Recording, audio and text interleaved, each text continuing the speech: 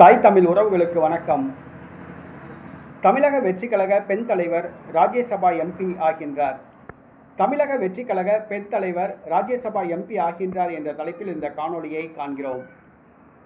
விஜயதாரணி விளவங்கோடு தொகுதி முன்னாள் சட்டமன்ற உறுப்பினர், 3 முறை காங்கிரஸ் கட்சி சார்பில் தேர்வு செய்யப்பட்டவர். காங்கிரஸில் உயர் பதவிகள் எதிர்பார்த்தார். ஆனால் வழங்கப்படாததால் தனது எம்எல்ஏ பதவியை ராஜினாமா செய்துவிட்டு பாரதிய ஜனதா கட்சியில் இணைந்தார். கட்சி பொறுப்புகள் எதுவும் வழங்கப்படவில்லை. நடைபெற்று முடிந்த தமிழக சட்டசபை தேர்தலில் பாஜக வேட்பாளராக விளவங்கோடு தொகுதியில் போட்டியிட்டு படுதோல்வி அடைந்தார். தற்பொழுது பாஜக ஒரு ஸ்டார்ட் ஆகாத வண்டி, 3-4 தலைவர்கள் தான் உள்ளார்கள், வண்டி ஸ்டார்ட் ஆகாமல் நடுரோட்டில் நிற்கிறது என்று குற்றம் சாட்டிவிட்டு பாஜகவிலிருந்து தமிழக வெற்றி கழகத்துக்கே தாவினார். தற்பொழுது தமிழக வெற்றி கழக ராஜ்யசபா எம்பியாக விளவங்கோடு விஜயதாரணி நியமிக்கப்பட உள்ளதாக கூறப்படுகிறது. புஷி ஆனந்தை சந்தித்து கட்சியில் இணைந்தார்.